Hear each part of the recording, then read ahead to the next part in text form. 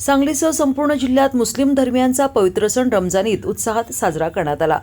रमजान ईद निमित्त सांगलीतील जुना बुधगाव रोडवरील ईदगाह मैदानावर सकाळी 8:30 वाजता मुस्लिम बांधवांनी सामुदायिक नमाज पठण केले। यावेळी हजारोंच्या संख्येनं मुस्लिम धर्मीय सहभागी झाले होते। ईद मुबारक म्हणत एकमेकांना आलिंगन देत शुभेच्छा दिल्या। भाईचारा आणि एकोपा जपण्याचा संदेश देण्यात आला। मशिदीच्या इमामांनी नमाज आणि खुतबा पठण केले। यानंतर संदेश वाचन करण्यात आले। भाईचारा एकोप्याचा संदेश देण्यात आला। यावेळी मुस्लिम बांधवांनी एकमेकांना आलिंगन देत एकमेकांशी हस्तांदोलन केले। यावेळी मुस्लिम बांधवांच्या चेहऱ्यावर अमाप उत्साह दिसून येत होता।